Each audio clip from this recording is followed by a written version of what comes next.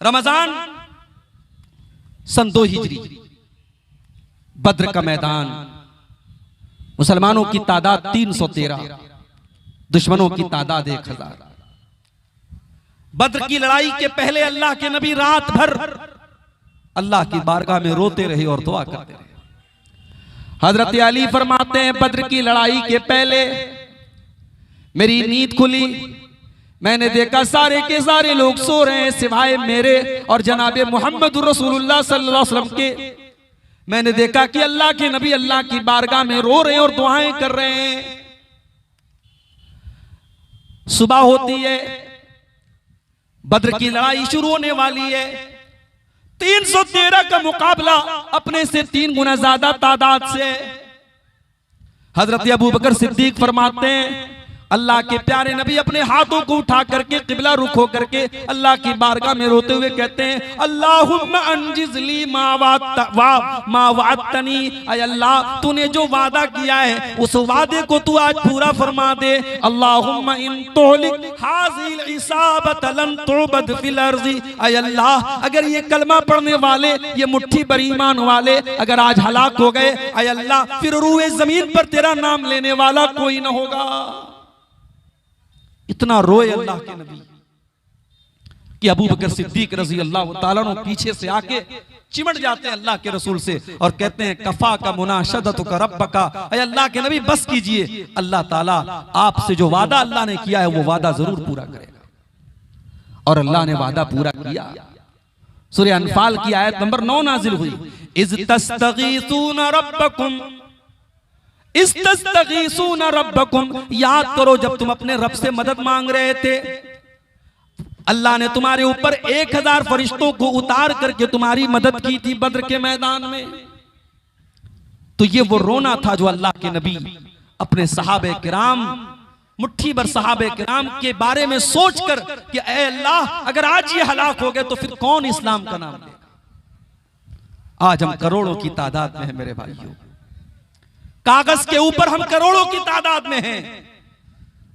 जानते हो कहीं कहीं लिखा रहता है, जहां बच्चे सोए रहते हैं लिखा रहता है, keep silent, the children are sleeping, खामोश रहो बच्चे सो रहे। दुनिया वाले ये पोस्टर लगाते हैं, ये स्लोगन लगाते हैं, बच्चे सो रहे हैं डिस्टर्ब मत करो, खामोश रहो। आज दुनिया के मुल्क में बच्चे मर रहे हैं मेरे भाई, उनकी कटी फटी लाशें मीडिया के अंदर आ रही हैं, लेकिन दुनिया खामोश बनी है। आज दुनिया चुप है इस जुल्म पर, इस सरकशी पर, इस बेरहमी पर, इस हैवानियत पर दुनिया के कानों पर जू नहीं रेंग रही है। और दुनिया वाले बड़ी शर्म के साथ और बड़ी बेगैरती के साथ कहते हैं, आई स्टैंड विद इसराइल, मैं इसराइल के साथ खड़ा हूं। मेरे भाइयों, मेरे नबी ने ये तालीम दी थी, उनसुर अखाका ज़ालिमन व मज़लूमन, कभी जालिम की मदद मत करो। तुम्हारा अपना भाई भी अगर जुल्म करे उसके हाथ रोको, उसे जुल्म से रोको, कभी जालिम का सपोर्ट मत करो, कभी जालिम की मदद मत करो। आज का दौर वो है, ये तरक्की का दौर है, ये दुनिया की बड़ी तमद्दुन और तहजीब का दौर है। आज इंसान चांद पर पहुंच गया, आज छोटे छोटे बच्चे फलस्तीन में मर रहे हैं और किसी को कोई परवाह नहीं। तो तादाद तो कम नहीं है हमारी, करोड़ों की तादाद में है, मगर ईमान कमजोर हो गया, ईमान कमजोर हो गया, तौहीद कमजोर हो गई। आज कितने मुसलमान ऐसे हैं जिनको ला इलाहा इल्लल्लाह का मतलब नहीं पता, जिनको तौहीद का मतलब नहीं पता, जो कहीं पर भी अपना सर झुका सकते हैं, कहीं पर भी हाथ जोड़ सकते हैं, कहीं कुछ भी कर सकते हैं, न ईमान का के बारे में पता, न तौहीद के बारे में पता। तो तादाद हमारी बहुत है, मगर वो 313 जो नबी की पूंजी थे, जो नबी का कैपिटल थे मेरे भाइयों, वो प्योर मुसलमान थे, वो शुद्ध मुसलमान थे। इसलिए अल्लाह के नबी रो रो के दुआ कर रहे हैं कि ऐ अल्लाह अगर ये 313 खत्म हो गए तो फिर रूए जमीन पर तेरा नाम लेने वाला कोई नहीं होगा। और एक और बात बताऊं आपको, 313 सहाबा थे बद्र के मैदान में। 2 सहाबी अल्लाह के नबी के पास आते हैं, ऐ अल्लाह के नबी हमें काफिरों ने पकड़ लिया था, गिरफ्तार कर लिया था, हमने जान बचाने के लिए ये वादा कर लिया कि हम आपके साथ लड़ाई में शामिल नहीं होंगे। अय अल्लाह के रसूल, हमने ये वादा सिर्फ अपनी जान छुड़ाने के लिए किया था, आपका साथ तो हम यकीनन देंगे। अय अल्लाह के नबी, हमारी तो फौज की तादाद भी बहुत कम है, हम तो सिर्फ 313 हैं। अय अल्लाह के नबी, हमें लड़ाई में जाने की इजाजत दीजिए। कान खोल करके सुन लो, अल्लाह के नबी ने क्या जवाब दिया। आपने फरमाया, इन शरीफा, ऐ मेरे सहाबी, ऐ मेरे सहाबियों, जाओ तुम लौट जाओ, तुम्हें अपनी लड़ाई में मैं शामिल नहीं कर सकता। हम अपने वादा खिलाफ न करेंगे, जो वादा तुम करके आए उस वादे को हम निभाएंगे। 313 को 315 नहीं होने दिया अल्लाह के नबी ने। दो लोग बढ़ रहे थे, आपने बढ़ने नहीं दिया। जुबान की वैल्यू और वादे की वैल्यू अगर कोई सीखे तो जनाब मोहम्मद रसूलुल्लाह सल्लल्लाहु अलैहि वसल्लम से सीखे मेरे भाई। तो एक आंसू तो मेरे नबी की आंखों से बद्र के मैदान में निकले थे। एक और मौका याद कीजिए, अम्मा आयशा फरमाती हैं, रात का टाइम था, अल्लाह के प्यारे नबी मेरे साथ थे, रात का आखिरी पहर आया, आपने फरमाया, या आयशा ज़रीनी अताअब्बद ले रब्बी, अय आयशा मैं अपने रब की इबादत करने जाना चाहता हूं, अय आयशा मुझे जाने दो। हजरत आयशा से अल्लाह के नबी बहुत मोहब्बत करते थे, और जब इंसान बीवी से मोहब्बत करता है तो बीवी के नखरे उठाता है। भाई अल्लाह के नबी तहज्जुद पढ़ने जाना चाहते हैं, इसमें बीवी से इजाजत लेने या बीवी से पूछने का कोई मतलब नहीं है, मगर ये मोहब्बत के इजहार का एक तरीका है, ये प्यार के इजहार का एक तरीका है। कहा, आयशा मैं अल्लाह की इबादत करने जाना चाहता हूं। अम्मा आयशा ने फरमाया, इन्नी उहिब्बु कुर्बक व उहिब्बु मा यसरुक, ऐ अल्लाह के नबी मैं तो यही चाहती हूँ कि आप मेरे करीब रहें, लेकिन अगर आपकी खुशी अल्लाह की इबादत करने में है, आप बड़े शौक से जाएं, मुझे कोई एतराज नहीं है। अम्मा आयशा फरमाती हैं, फकामा, अल्लाह के नबी अपने बिस्तर से खड़े हुए, फततहरा, आपने वजू किया, फिर आप खड़े होकर के तहज्जुद की नमाज पढ़ने लगे, और तहज्जुद की नमाज पढ़ करके आप बैठ करके रोने लगे। इतना रोए हत्ता बल्ल हिजरुहु, आपके कपड़े का दामन आंसुओं से तर हो गया। फिर उसके बाद फिर आपकी आंखों से आंसू बहने लगे। इतना रोए हत्ता बल्लत लिहियतुहु, यहां तक कि आपकी दाढ़ी आंसुओं से तर हो गई। फिर आप रोने लगे हत्ता बल्लतिल अर्ज़ु, यहां तक कि जमीन पूरी की पूरी आपकी आंसुओं से भीग गई। अल्लाहु अकबर। हमारा नबी तहज्जुद में रोता था, हम और आप 5 टाइम की नमाज भी नहीं पढ़ते। मस्जिद के लिए जलसा हो रहा है, मुझे शायर का वो शेर याद आता है, मस्जिद तो बना ली शब भर में ईमान की हरारत वालों ने, मन अपना पुराना पापी था बरसों में नमाजी बन न सका। मस्जिदें तो बहुत है मेरे भाई, हम एक मस्जिद के जाने का गम कर रहे हैं, यहां हजारों लाखों मस्जिदें हैं, मस्जिदों को आबाद करने वाले नहीं। और कान खोल करके सुन लो हतिया दियारा के मेरे भाइयों, कुरान की नजर में मर्द कौन है? कुरान ने मर्द किसको कहा है? कुरान की नजर में मर्द वो है जो अपने काम धंधे को छोड़ करके नमाज के टाइम नमाज पढ़ने के लिए आता हो। कुरान का 18वां पारा उठाओ, अल्लाह फरमाता है सूरे नूर के अंदर, रिजालुल्ला तुलहीहिम तिजारतुन वला बैउन अन जिक्रिल्लाहि व इकामिस सलाति व ईताइज ज़कात। हकीकत में मर्द तो वो है, हकीकत में मर्द तो वो है जो नमाज के टाइम अपने कारोबार को छोड़ देते हैं, अपने लेन देन को छोड़ देते हैं, जिनका बिजनेस, जिनका कारोबार नमाज से बढ़ करके नहीं है। हम तो इतने बड़े बिजनेसमैन हो गए, हम तो इतने बड़े कारोबारी हो गए, हम नमाज छोड़ देते हैं अपने कारोबार के लिए, अपने बिजनेस के लिए, अपनी नौकरी के लिए। मेरे भाइयों, कहीं ऐसा ना हो वो कारोबार हमारे लिए वबाल बन जाए, वो दौलत हमारे लिए मुसीबत बन जाए, वो नौकरी हमारे लिए मुसीबत बन जाए। 5 टाइम की नमाज हमारा भाई नहीं पढ़ता, तहज्जुद क्या पढ़ेगा? या हमारे नबी तहज्जुद की नमाज पढ़ रहे हैं, और तहज्जुद की नमाज पढ़ के अल्लाह के नबी रो रहे हैं। और अपने नौजवान भाइयों से एक बात कहना चाहता हूं, अगर जिंदगी में कुछ गोल्स हैं, कुछ सपने हैं, कुछ टारगेट है जिसको पूरा करना है ना, तो उस अल्लाह के सामने रात में तहज्जुद पढ़ के अपने टारगेट पेश करो, अपनी आरजुओं को पेश करो, जिस अल्लाह के दर से कोई खाली हाथ नहीं लौटता। रात के टाइम जब दुनिया सो रही हो, अगर बंदा अल्लाह की बारगाह में खड़ा होकर अल्लाह को याद करता है, अल्लाह को बंदे की यादा बड़ी पसंद आती है। अल्लाह ने ऐसे लोगों का जिक्र कुरान में भी किया है, ततजाफा जुनूबुहुम अनिल मज़ाजि'i यदऊन रब्बहुम खौफन व तमआ व मिम्मा रज़क़नाहुम युनफ़िक़ून। मेरे जन्नती बंदे तो वो हैं, मेरे मुत्तकी बंदे तो वो हैं, मेरे मोमिन बंदे तो वो हैं, जब दुनिया आराम से बिस्तरों पर सो रही हो, वो बिस्तरों से उठ करके अल्लाह की बारगाह में नमाज पढ़ते रहते हैं, वो अल्लाह को याद करते रहते हैं। अल्लाह के नबी तहज्जुद की नमाज में रो रहे हैं मेरे भाई। फजर का टाइम हो जाता है, हजरत बिलाल आते हैं आपको नमाज की इत्तला देने के लिए। क्या देखते कि अल्लाह के नबी की आंखों से इस कदर आंसू बहे, आप इस कदर रोए हैं, आपकी दाढ़ी आंसुओं से भीगी है, जमीन आंसुओं से भीगी है, आपके कपड़े आंसुओं से भीगे हैं। हजरत बिलाल कहते हैं, अय अल्लाह के नबी आप इतना क्यों रोते हैं? अल्लाह ताला ने तो आपकी अगली पिछली सारी खताएं माफ कर दी हैं, आप तो बख्शे बख्शाए, आप इस कदर क्यों रोते हैं? अल्लाह के नबी फरमाते हैं, अफला अकूनु अब्दन शकूरा, ऐ बिलाल क्या मैं अपने रब का शुक्रगुजार बंदा न बनूं? अगर अल्लाह ने मुझे ये काम दिया है, अगर अल्लाह ने मुझे अपना आखिरी नबी बनाया है, क्या मैं अपने रब का शुक्रिया भी अदा न करूं? उसके बाद आपने फरमाया, ऐ बिलाल आज की रात मेरे ऊपर कुरान की एक आयत नाजिल हुई है, जो इंसान इस आयत को सुन करके इस पर गौर न करे वो बर्बाद हो जाए, वो हलाक हो जाए। नबी ने बद्दुआ दे दी, वैलुल लिमन क़राहा वलम यतदब्बरहा, जो इस आयत को सुन करके इसके ऊपर गौर न करे उसके लिए बर्बादी है। कौन सी आयत थी? सूरह आल इमरान की आयत नंबर 91 थी। अल्लाह ने फरमाया, इन्न फी खल्क़िस समावाति वल अर्दि वख्तिलाफिल लैलि वन नहारी लआयातिल लिउलिल अलबाब, बेशक आसमानों और जमीन की तख्लीक के अंदर, बेशक दिन और रात की गर्दिश के अंदर अक्लमंदों के लिए निशानियां हैं। और अक्लमंद कौन लोग हैं? अल्लाह ने फरमाया, अल्लज़ीना यज़कुरूनल्लाह क़ियामन व क़ुऊदन व अला जुनूबिहिम व यतफ़क्करूना फी खल्क़िस समावाति वल अर्ज़ि रब्बना मा खलक़्ता हाज़ा बातिला। अल्लाह ने कहा अक्लमंद वो लोग हैं।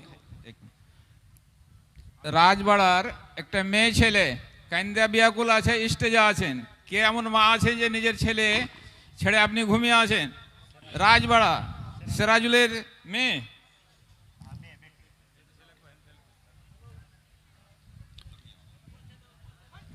आप गौर कीजिए मेरे भाई, अल्लाह के नबी बद्दुआ कर रहे हैं कि इस आयत को जो सुने और गौर न करे, इससे इबरत हासिल न करे, वो बर्बाद हो जाए। अल्लाह इस आयत के अंदर क्या कह रहा है? अक्लमंदों के लिए कायनात के अंदर निशानी है। और अक्लमंद कौन है? जो बैठ करके, खड़े होकर के और लेट करके अल्लाह को याद करते हैं। पता ये चला दुनिया की डिग्री पाने वाला और दुनिया में बड़े बड़े ओहदे पाने वाला वो दानिश्वर नहीं है, वो जीनियस नहीं है, वो इंटेलिजेंट नहीं है, वो बुद्धिमान नहीं है। बुद्धिमान वो है, अक्लमंद वो है, जीनियस वो है जो अपने क्रिएटर को पहचानता हो, जो अपने रब को पहचानता हो, जो अपने रब के आगे सर न झुकाए।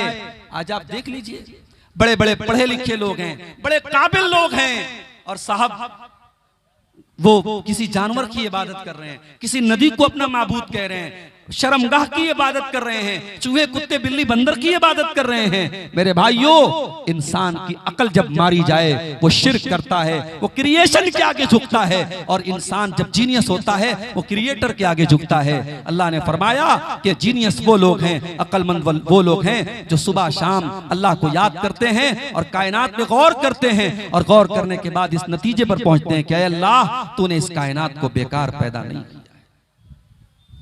तो अल्लाह के नबी तहज्जुद में रो रहे हैं। हम और आप अपने नबी के इस वाक़े से, अपने नबी की सीरत के इस वाक़े से इबरत हासिल करें कि क्या आज हम और आप भी तहज्जुद की नमाज का एहतमाम करते हैं? क्या हमारा नौजवान करता है? और क्या तहज्जुद की नमाज पढ़ते वक्त कभी हमारी आंखों से भी आंसू आते हैं? अल्लाह के नबी तो तहज्जुद की नमाज में रो रहा है। और आगे बढ़िए, एक और मौका याद कीजिए जब अल्लाह के नबी की आंखों से आंसू आए थे। बुखारी के अल्फाज हैं, अल्लाह के प्यारे नबी अपने सहाबी हजरत अब्दुल्ला बिन मसूद से कहते हैं कि अब्दुल्ला इक़रा अलैयल कुरान, अय अब्दुल्ला तुम मुझे कुरान पढ़ कर के सुनाओ। हजरत अब्दुल्ला ने फरमाया, अल्लाह के नबी, मैं आपको कुरान कैसे पढ़ के सुनाऊं? वालैका उन्जिल, ये कुरान तो आप ही के ऊपर उतारा गया है। आय अल्लाह के नबी, मैं आपको कुरान कैसे पढ़ के सुनाऊं? आप तो खुद साहिबे कुरान हैं, आपके ऊपर तो कुरान उतरा है, मैं आपको कुरान कैसे सुनाऊं? आपने फरमाया, इन्नी उहिब्बु अन अस्माहु मिन गैरी। आय अब्दुल्ला, आज मैं किसी दूसरे के मुंह से कुरान सुनना चाहता हूं। ओ लोगों, हमारा नबी तो कुरान को सुनने की तमन्ना कर रहा है, हमारे नबी तो कुरान सुनने की तमन्ना कर रहे हैं, जबकि हमारे नबी तो रातों दिन कुरान पढ़ने वाले हैं। ओ लोगो, ओ नौजवान साथियों, रातों दिन मोबाइल में और सोशल मीडिया में मुलव्विस रहने वाले मेरे नौजवान साथियों, कभी जरा सोचो, तुमने आखिरी बार कुरान को कब पढ़ा था? तुमने तो कार के अंदर भी गाने को सेट करके रखा है, तुमने तो मोबाइल की कॉलर ट्यून में भी गाने सेट करके रखा है। जब तुम बाइक चलाते हो तब भी अपने कानों में हेडफोन लगा करके गाने सुना करते हो, जब तुम कार चलाया करते हो तब भी तुम गाने सुना करते हो। अल्लाह ना करे अगर ट्रेन का, कार का या बाइक का एक्सीडेंट हो जाए, हादसा हो जाए और उसी हालत में तुम्हारी मौत हो जाए, तो अल्लाह के नबी फरमाते हैं, इन्नल अब्द युबासु अला मा माता अलैहि, बंदा जिस हाल में मरेगा उसी हाल में कल कयामत के दिन उठाया जाएगा। मेरे नौजवान साथियों, अगर हो सके अपनी मसरूफ जिंदगी में से कुछ टाइम कुरान को सुनने सुनाने के लिए भी निकाल लिया करो। शायद उसी हालत में हमारी मौत आ जाए तो कम से कम अल्लाह के यहाँ हम अल्लाह की बारगाह में नजात तो पा सकते हैं कि हम कुरान पढ़ते वक्त पढ़ते हुए दुनिया से आए थे। अल्लाह के नबी हजरत अब्दुल्ला से कह रहे, अब्दुल्ला मुझे कुरान पढ़ के सुनाओ, मैं दूसरे के मुंह से कुरान सुनना चाहता हूं। आज हमारे बहुत सारे नौजवान भाई कहते हैं हमें म्यूजिक से सुकून मिलता है, हम कोई अपनी पसंद का म्यूजिक सुनते हैं तो हमारे दिल को सुकून मिलता है। मैं कहता हूं वो दिल मुर्दा है, वो दिल मर चुका है, वो दिल डेड हो चुका है जिस दिल को म्यूजिक से सुकून मिलता हो। इसलिए कि ईमान वाले के दिल को तो म्यूजिक से सुकून नहीं मिलता है, ईमान वाले के दिल को अल्लाह के जिक्र से सुकून मिलता है। अला बिज़िक्रिल्लाहि तत्मइन्नुल कुलूब, मेरे बंदो तुम्हारे दिलों को अल्लाह के जिक्र से सुकून मिलता है। आपने कहा, अब्दुल्ला तुम्हारे मुंह से कुरान सुनना चाहता हूं। और यहां एक बात और नोट कर लो, सहाबा में हर सहाबी की अपनी एक क्वालिटी थी। कोई सहाबी लड़ने में माहिर है, कोई सहाबी इल्म में माहिर है, कोई सहाबी फतवा देने में माहिर है, हर सहाबी का अपना एक किरदार है। हजरत अब्दुल्ला बिन मसूद रजी अल्लाह तआला अन्हु कुरान के बहुत अच्छे कारी थे, कुरान बहुत अच्छा पढ़ते थे, बल्कि अल्लाह के नबी खुद फरमाते हैं अगर किसी को कुरान ऐसा सुनना हो जैसे कुरान अभी ताजा ताजा उतर रहा है और नाजिल हो रहा है, ऐसा कुरान अगर किसी को सुनना है तो अब्दुल्ला बिन मसूद से सुन लो, ये कुरान इतना बेहतरीन पढ़ते थे। अगर आज आपका बच्चा कुरान का हाफिज है, अगर आज आपका बच्चा कुरान पढ़ रहा है और तरावी की नमाज में सैकड़ों और हजारों लोग आपके बच्चे के पीछे तरावी की नमाज पढ़ रहे हैं, मेरे भाइयों ये खुशकिस्मती और खुशनसीबी का मकाम है। कुरान को पढ़ने पढ़ाने वाले से बड़ा किसी का मकाम नहीं है। हजरत अब्दुल्ला बिन मसूद कहते हैं मैं अल्लाह के नबी को सूरह निसा पढ़ के सुनाने लगा, मैं सूरह निसा की तिलावत करने लगा। जब मैं सूरह निसा को पढ़ने लगा तो पढ़ते पढ़ते मैं सूरह निसा की इस आयत के ऊपर पहुंचा, फकैफ़ इज़ा जीना मिन कुल्लि उम्मतिन बिशहीदिन व जीना बिका अला हाउलाइ शहीदा। ऐ नबी, ऐ मेरे रसूल, हर उम्मत में से हम एक गवाह लाएंगे और ऐ नबी आपकी उम्मत के ऊपर हम आपको गवाह बनाएंगे। हजरत अब्दुल्ला कहते हैं जब मैं इस आयत के ऊपर पहुंचा, अल्लाह के नबी ने हाथ उठा करके कहा कि अब्दुल्ला बस करो, बस करो, अब रोक दो, अब तिलावत रोक दो। मैंने नजरें उठा के देखा, फैज़ा ऐनाहु तज़रिफान, अल्लाह के नबी की आंखों से आंसू बह रहे थे, अल्लाह के नबी रो रहे थे, अल्लाह के नबी की आंखों से आंसू बह रहे थे। आप इसलिए रो रहे थे, आपको अपने कंधे पर डाली जाने वाली जिम्मेदारी का एहसास था, आपको ये एहसास था इतनी बड़ी जिम्मेदारी अल्लाह ने मेरे कंधे पर डाली है, मेरी सारी उम्मत के बारे में मुझे गवाह बनाया जाएगा, मुझसे सवाल किया जाएगा। इस जिम्मेदारी के बारे में सोच करके अल्लाह के नबी रो रहे थे। आज कौन जिम्मेदारी के बारे में सोच के रोता है?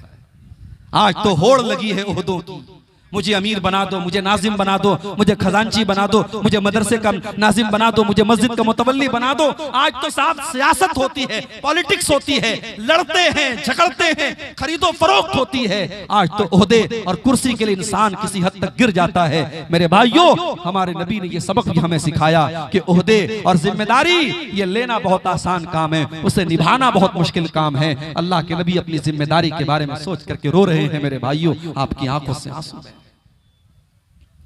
और आगे बढ़िए। एक और मौके पर अल्लाह के नबी की आंखों से आंसू आए थे।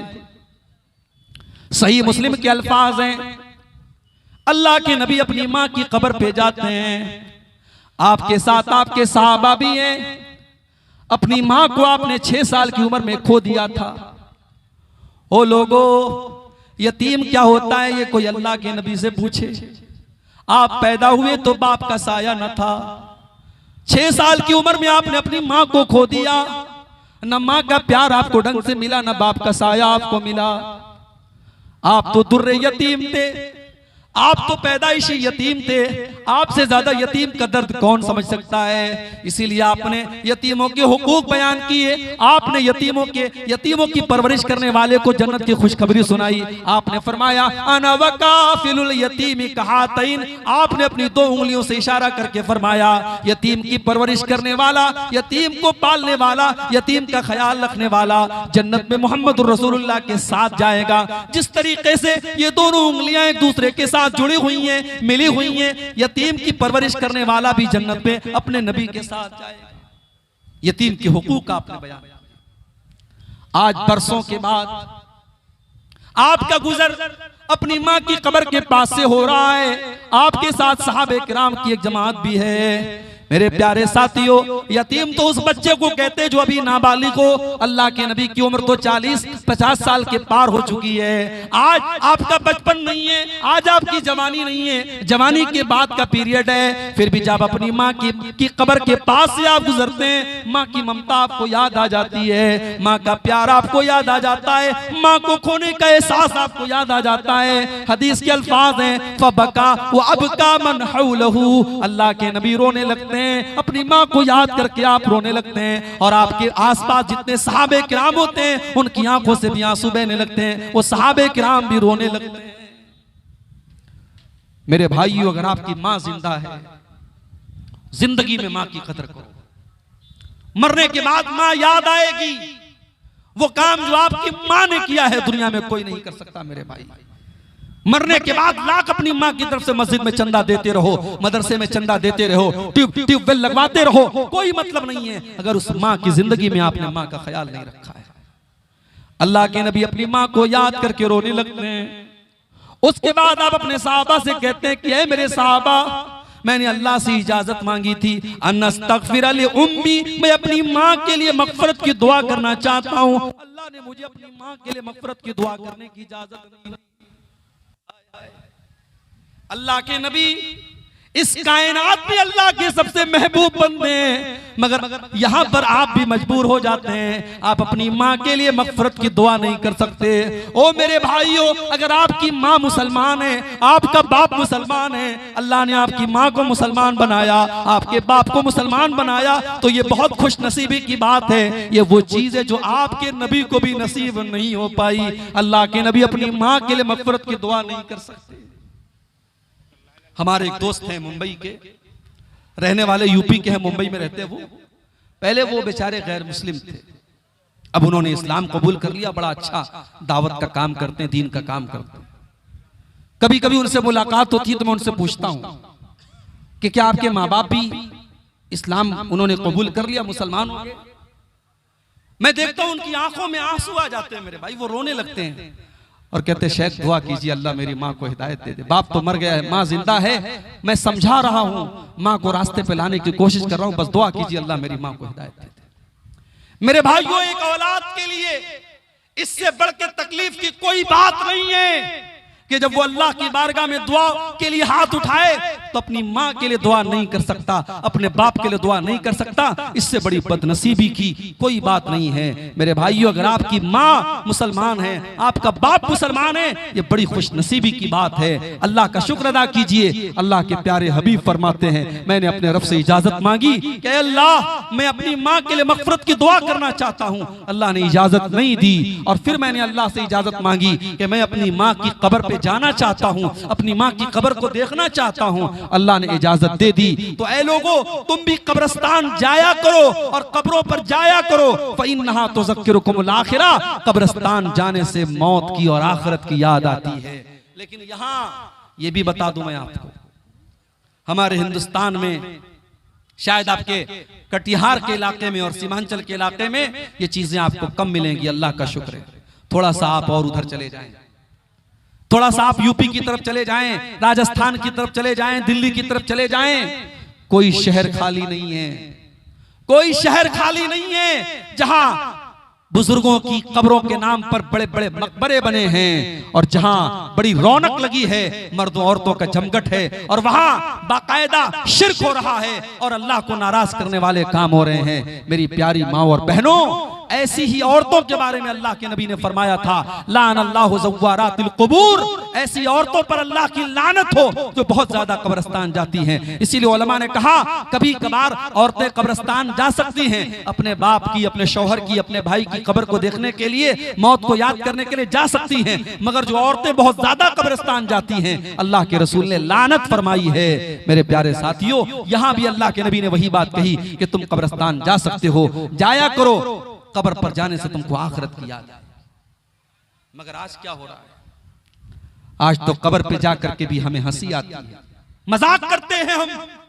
कितने लोगों को देखता हूं जनाजे की नमाज में जा रहे हैं और आपस में हंसी मजाक कर रहे हैं, मोबाइल पर वीडियो देख रहे हैं। यानी कब्रिस्तान में भी अब हमें मौत याद नहीं आती। मेरे प्यारे साथियों, एक और मौके पर मेरे नबी की आंखों से आंसू आए थे। इब्ने माजा की रिवायत है, एक अंसारी सहाबी का जनाजा था। अल्लाह के नबी जनाजे में गए हुए थे और जनाजे को कब्र में उतारा जा रहा था और अल्लाह के प्यारे हबीब कब्र के एक साइड अपने सहाबा के साथ बैठे हुए थे। आप गौर कर रहे थे, उस अजाब कब्र के बारे में सोच रहे थे, उस कब्र की जिंदगी के बारे में आप सोच रहे थे और आपकी आंखों से आंसू बह रहे थे और आपने रोते हुए अपने सहाबा से फरमाया, लिमिस्लि हाज़ा फ़अइतु या इख़वानी, ऐ मेरे भाइयों, इस कब्र में तुमको भी आना है, इस कब्र में आने की तैयारी करो। हतिया दियारा वालों, दुनिया में आपने बड़ी प्रॉपर्टी बना ली होगी, बड़ी जमीनों जायदाद आपने बना ली होगी, बड़ी दौलत आपने इकट्ठा कर ली होगी, मगर जाना तो एक दिन हम सबको कब्र में है। उस कब्र में 2 गज जमीन से ज्यादा हमको मिलने वाला नहीं है। उस कब्र में न बेटा बाप के काम आएगा, न बीवी शौहर के काम आएगी, न भाई भाई के काम आएगा। उस कब्र में हमारे साथ क्या होगा? मेरे भाइयों, अगर कब्र के बारे में हम सोच लें तो शायद दुनिया की चीजें हमें मजा देना बंद कर दें, दुनिया की लज्जतें हमारे लिए हराम हो जाएं। कब्र के बारे में सोचा करो मेरे भाई। इसीलिए हजरत उस्मान गनी रज़ी अल्लाह ताला अन्हु जब किसी कब्रिस्तान के पास से गुजरते थे तो ज़ारो कतार रोने लगते थे, आंखों से आंसू बहने लगते थे। किसी ने पूछा क्या उस्मान गनी, जन्नत की बात आती है आप नहीं रोते हैं, जहन्नम की बात आती है आप नहीं रोते हैं, लेकिन कब्र को देखते हैं तो आप रोने लगते हैं। उस्मान गनी ने कहा कि हाँ, मैं कब्र को देख करके इसलिए रोने लगता हूँ क्योंकि मैंने अपने नबी को यह फरमाते हुए सुना, इन्नल कब्र अव्वलु मंजिल मिन मनाजिल आखिरा, बेशक कब्र आखिरत की पहली मंजिल है। जिसने कब्र को पार कर लिया उसके लिए आगे की मंजिलें आसान है। मेरे प्यारे साथियों, हमारे नबी कब्र को देख के रो रहे हैं। अब जरा हम सब जायजा लें, आज हम कितनी कब्र को देख के रोते हैं, हम कब कब्रिस्तान पर जाकर के रोते हैं। हमें तो कब्रिस्तान पर भी हंसी आती है, हमें तो कब्रिस्तान पर भी जाके मजा आता है। मैंने तो ऐसे कब्रिस्तान भी देखे हैं कि कब्रिस्तान पर बैठ करके लोग शराब पी रहे हैं, कब्रिस्तान पर बैठ करके लोग जुआ खेल रहे हैं, कब्रिस्तान पर बैठ करके मोबाइल पर क्रिकेट मैच देख रहे हैं। मेरे भाइयों, ये इबरत की जगह है, तमाशा नहीं है। कब्रिस्तान इबरत की जगह है। बड़े बड़े बादशाह, बड़े बड़े अमीर उमरा, बड़े बड़े दुनिया में अपने आप को, अपनी ताकत का प्रचार करने वाले आज भी कब्रिस्तान में मरे पड़े हैं। उनकी डेड बॉडी पड़ी है जो हमें ये सबक दे रही है, मिटे नामवर, मिटे मिटे नामवर कैसे और उनके नामो निशान कैसे मिटे, मिटे अहले शाह कैसे कैसे, किस तरीके के बड़े बड़े शान वाले कब्र में मनो मिट्टी नीचे दफन हो गए। मेरे प्यारे साथियों, अल्लाह के नबी कब्रिस्तान को देखकर और कब्र को देखकर के भी रो रहे हैं। एक और मौके पर अल्लाह के नबी की आंखों से आंसू आया था। बुखारी और मुस्लिम के अल्फाज हैं, अल्लाह के प्यारे नबी कुरान पढ़ रहे थे। कुरान पढ़ते हुए आपकी जब आपने इस आयत की तिलावत की, सूरह माइदा की, हजरत ईसा अलैहिस्सलाम अल्लाह की बारगाह में दुआ करते हैं, इन तुअज़्ज़िबहुम फइन्नहुम इबादुक व इन तगफिर लहुम फइन्नका अंतल अज़ीज़ुल हकीम। आय अल्लाह, अगर तू अपने बंदों को अज़ाब देगा तो ये तेरे बंदे हैं, और अगर तू माफ कर देगा, आय अल्लाह तुझसे कौन हिसाब लेने वाला है? तू तो बड़ा ताकत वाला है, तू तो बड़ा हिकमत वाला है, तू जिसको चाहे माफ करे, जिसको चाहे पकड़ ले, कौन तुझसे हिसाब लेने वाला है? ये हजरत ईसा अलैहिस्सलाम ने अपनी कौम के लिए दुआ की थी। उसके बाद अल्लाह के नबी सूरह इब्राहिम की इस आयत को पढ़ते हैं। इब्राहिम अलैहिस्सलाम अल्लाह की बारगाह में दुआ करते हैं।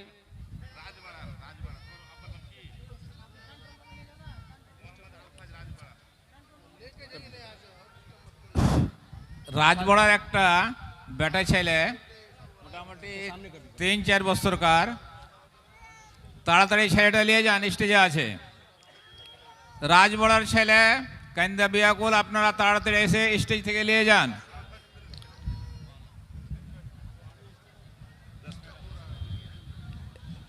आप गौर कीजिए मेरे भाइयों कि अल्लाह के नबी कुरान पढ़ रहे हैं और सूरह इब्राहिम की आयत आप पढ़ते हैं, इन तुअज़्ज़िबहुम फइन्नहुम इबादुक व इन तगफिर लहुम फइन्नका अंतल अज़ीज़ुल हकीम। आय अल्लाह, हजरत इब्राहिम ये दुआ करते हैं, फमन तबिअनी फइन्नहु मिन्नी व मन आसानी फइन्नका गफूरुर रहीम। आय अल्लाह, जो मेरी पैरवी करेगा वो तो मेरा उम्मती है, और जो मेरी नाफरमानी करेगा तू गफूरुर रहीम है, तू माफ कर देना।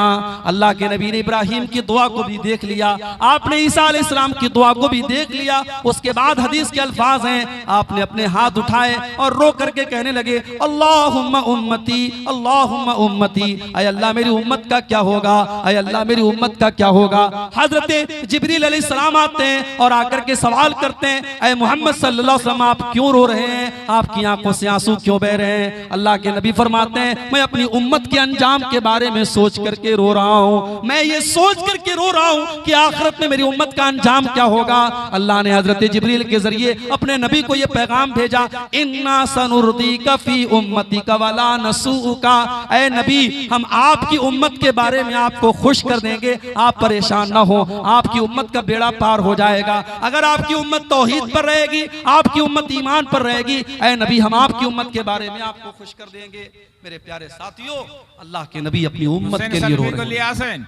हुसैन सलेफीके स्टेजे নিয়ে আসেন যাদেরকে দায়িত্ব আছে, আর যারা মোটরসাইকেল স্ট্যান্ডে যারাকে জিম্মেদারি দেওয়ানো আছে ওনাকে অনুরোধ, অনেক লোক বাড়িতে যাওয়ার জন্য বের হয়ে পড়েছে, তো আপনারা মোটর সাইকেল স্ট্যান্ডে যান। যাকে মোটর সাইকেল স্ট্যান্ডে জিম্মেদারি দেওয়ানো আছে তাদের কাছে অনুরোধ কি আপনারা মোটর সাইকেল স্ট্যান্ডে যান।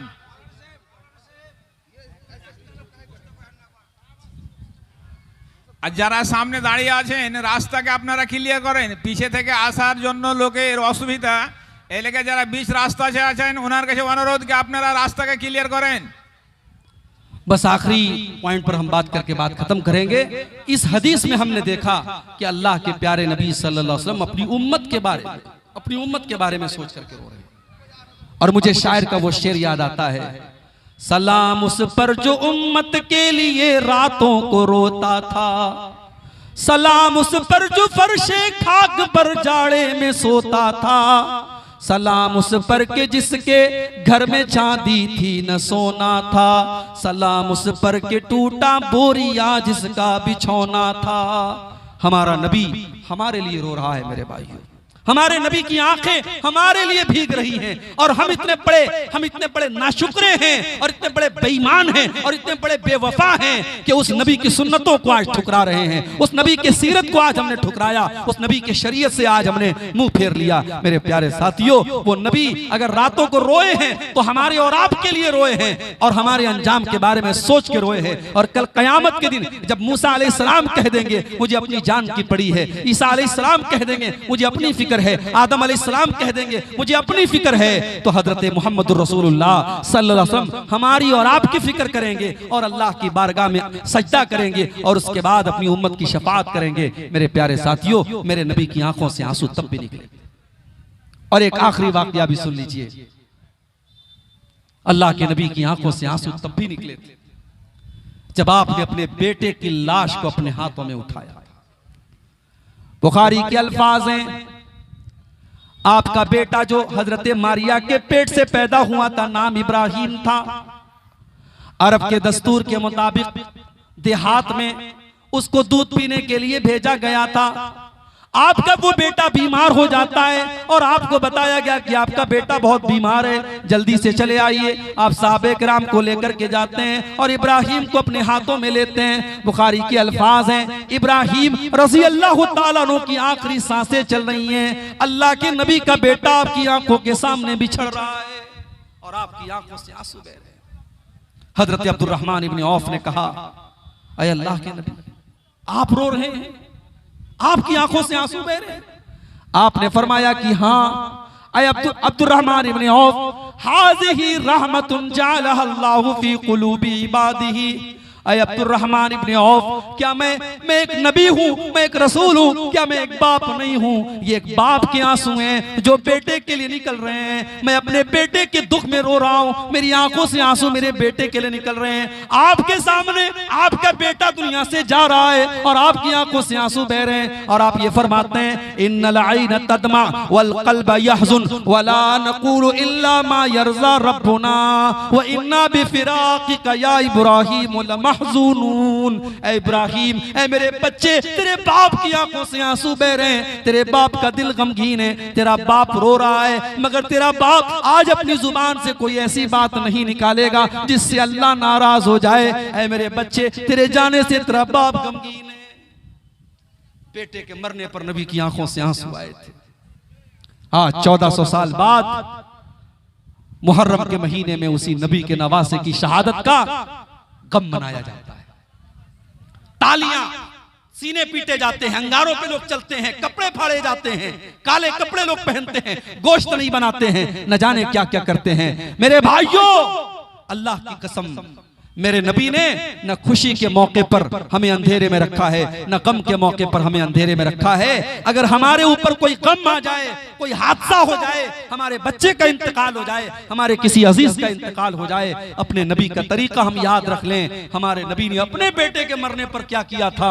आपने कोई मातम नहीं किया, कोई कपड़ा नहीं फाड़ा, बल्कि बड़े सब्र के साथ आपने कहा कि ऐ मेरे बच्चे इब्राहिम, तेरे जाने से तेरे बाप का दिल गमगीन है, तेरे बाप की आंखों से आंसू बह रहे हैं, मगर तेरा बाप अपनी जुबान से कोई ऐसी बात नहीं निकालेगा जिससे अल्लाह नाराज हो जाए। यहां पर भी मेरे नबी की आंखों से आंसू बह रहे थे। और दूसरी रिवायत बुखारी के अंदर हमें यह भी मिलती है, जब अल्लाह के नबी के पास ये पैगाम आया कि आपका कोई नवासा है, आपका कोई नवासा है, उसका आखिरी टाइम है, वो बिल्कुल आखिरी सांसें ले रहा है, आपने अपनी बेटी के पास पैगाम भिजवाया कि जाओ मेरी बेटी से कह दो, इन्ना लिल्लाहि मा अखज़ व लहू मा आता, अल्लाह जो चाहे दे दे, जो चाहे ले ले, जाओ मेरी बेटी से कहो सब्र से काम ले।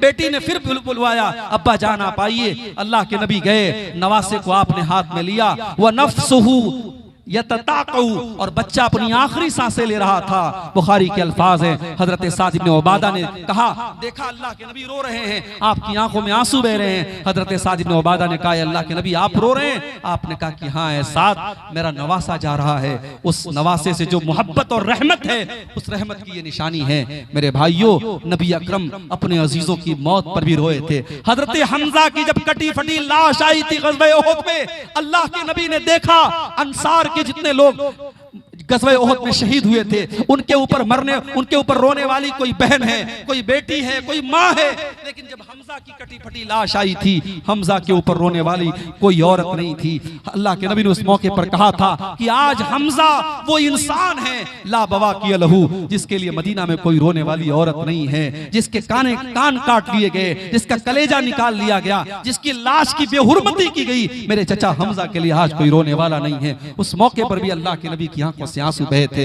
मेरे प्यारे साथियों, अल्लाह के नबी की सीरत में इस तरीके के बहुत सारे वाकयात हमें मिलते हैं जब आपकी आंखों से आंसू बहे थे। और सहाबा की जिंदगी में हम सबसे दर्दनाक वो दिन देखते हैं जब अल्लाह के नबी दुनिया से जाते हैं और सहाबा किराम की आंखों में आंसू आते हैं, और सहाबा कहते हैं उससे ज्यादा गम का दिन हमने नहीं देखा जिस दिन अल्लाह के नबी हमारे बीच में से तशरीफ ले गए। मेरे भाइयों, रसूल अकरम की जिंदगी के इन वाकयात को पेश करने से मकसद ये है कि हम भी अपने आप को टटोले कि क्या जिन मौकों पर नबी की आंखों में आंसू आए थे, नबी कुरान सुनते वक्त रो रहे हैं, आज हम भी तो कुरान सुनते हैं, हमारे दिल क्यों इतने सख्त हो गए, हमारी आंखों से आंसू क्यों नहीं आते? नबी कब्रिस्तान के पास गए, कब्र को देखा तो रोने लगे, हमारी आंखों से आंसू क्यों नहीं आते हैं? नबी ने अपनी माँ को खो दिया, माँ को याद करके रो रहे हैं। आज अपनी माँ, अपनी जिंदा माँ के साथ हम कितनी खिदमत कर रहे हैं। ये सारे वाकयात हमें ये सबक देते हैं मेरे भाइयों। हम अल्लाह से दुआ करते हैं रब्बुल आलमीन हमें अपने नबी की सीरत पर चलने की तौफीक अता फरमाए।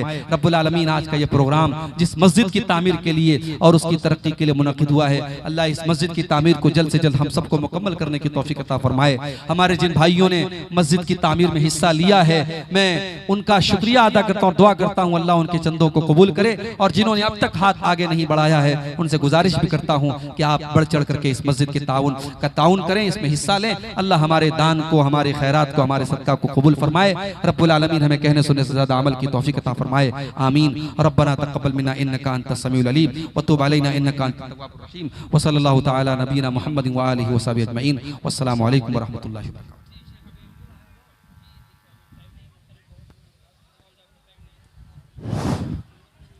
अस्सलामु अलैकुम रहमतुल्लाह। ये हमारे मुअज़्ज़ज़ मेहमान मौलाना अब्दुल गफ्फार